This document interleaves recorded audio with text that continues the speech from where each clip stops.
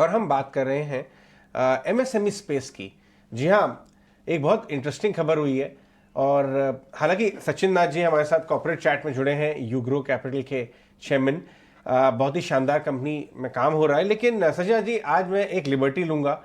एक ऐसी exclusive news break हमारे सहयोगी ने कल शाम को ब्रेक की जिसपे मेरी नज़र चली गई, और वो ये है कि इंडस्ट्री दिग्गज बजाज फाइनेंस, अंकुर मिश्रा हमारे सहयोगी जिन्होंने एक खबर ब्रेक की है, वो एमएसएमई की तरफ देख रहे हैं।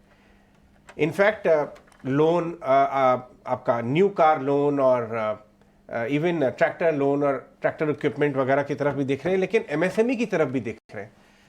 तो बाकी तो चीज़ ठीक है, लेकिन एमएसएमई की तरफ जब सेक्टर लीडर देखने लगे, अभी तक अनफॉर्चुनेटली मामला ये था कि इसको बहुत रिस्की एरिया समझा जाता था, और बाजार भी ऐसे लेंडर्स जो एमएसएमई में एक्टिव थे उन्हें सस्पिशन की नज़र से देखता था। कहीं ना कहीं ये नॉन फैंसी एरिया था लेंडर्स का। लेकिन यहाँ पे ग्रोथ बहुत ज़बरदस्त है। आपके कुछ पीयर्स ने गाइडेंस बढ़ाई है, और आपके नंबर्स तो सामने दिख ही रहे हैं 3-4 क्वार्टर्स से। आपकी क्या इस पर रिएक्शन होगा कि सेक्टर लीडर आपके स्पेस की तरफ देख रहे हैं? देखिए अजय जी, इस वजह से हो रहा है कि जैसे आपने बजाज फाइनेंस के लास्ट 2-2.5 डिकेड की अगर आप जर्नी देखें, वो जर्नी कंज्यूमर फाइनेंस की जर्नी थी इंडिया में। इस जर्नी की शुरुआत हुई 2008 में, जब पहली बार सिबिल का स्कोर आया और कंज्यूमर का एक डेटा सेट आया जिसके बेसिस पे आप लेंडिंग टू ए कंज्यूमर और एन इंडिविजुअल कर सकते थे। सबसे बड़ी प्रॉब्लम जो एमएसएमई की थी, वो एमएसएमई खुद में थे। किसी को आप लोन देने जाइए और अगर उसका रेवेन्यू, उसका खर्चा, उसका मार्जिन सब कुछ कैश में हो तो आप कैसे लेंड करेंगे? बट ये जो एक बहुत बड़ा चेंज आया 2016, 17 और 18 में, जिसको हम बोलते हैं इंडिया स्टैक 2 आया, और फॉर्मलाइजेशन ऑफ एमएसएमई हुआ। जब डिमोनेटाइजेशन हुआ, जब जीएसटी आया, जब बैंकिंग डिजिटाइज हुई, अब हम इन विगत 5 वर्षों में एक ऐसी जगह पहुंच गए हैं जहां पे कंज्यूमर फाइनेंसिंग जैसा ही एमएसएमई फाइनेंसिंग आप कर सकते हैं।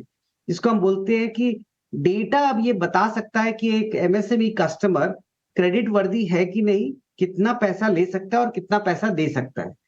इसकी वजह से ये जो सबसे लार्जेस्ट क्रेडिट सेगमेंट है, जो 35% प्लस जीडीपी हमारा पॉपुलेट करता है, 11 करोड़ से ज्यादा लोगों को एम्प्लॉयमेंट देता है, और जहां क्रेडिट गैप 86 ट्रिलियन रुपीस है, तो ये बट ऑब्वियस है कि हमारे जैसे प्लेयर तो ग्रो कर ही रहे हैं, क्योंकि हमने ये जर्नी 5 साल पहले ही स्टार्ट कर दी थी।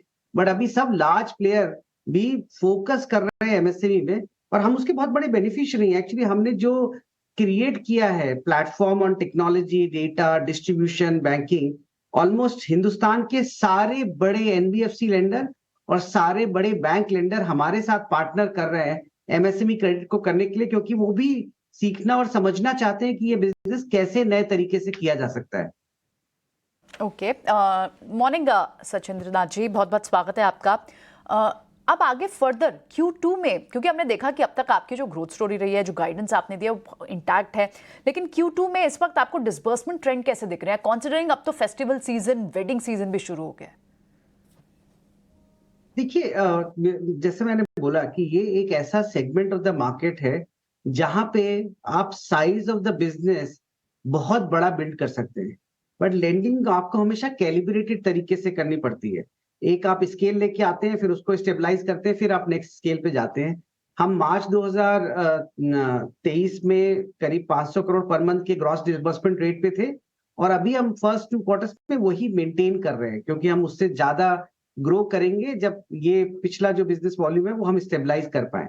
सो हमारी जो टोटल कैपेसिटी है, in terms of our 100 location, in terms of our multi-channel distribution, supply chain, machinery, secured loan through branches, micro enterprises loan, our GrowX, which is our on-tap financing for merchant, ये सब पूरा system करीब 1,001 करोड़ का asset engine है, जिसको हम fully use अभी नहीं कर रहे हैं, और हम ग्रेजुअली कैलिब्रेटेड वे में इसको इंक्रीज कर रहे हैं।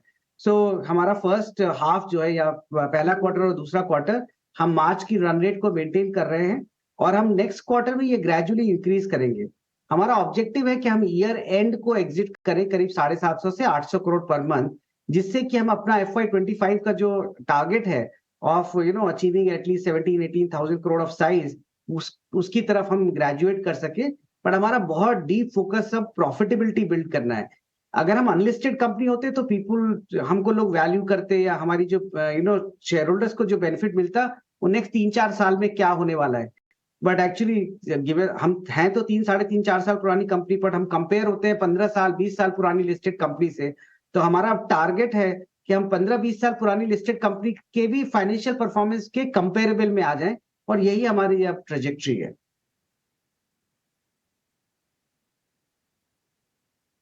मिस्टर नाथ, बहुत बहुत शुक्रिया, थैंक यू वेरी मच, आपने आज समय दिया और बिजनेस वगैरह के वर्टिकल्स के बारे में बताया। बहुत शुक्रिया सर आज समय देने के लिए। धन्यवाद। आगे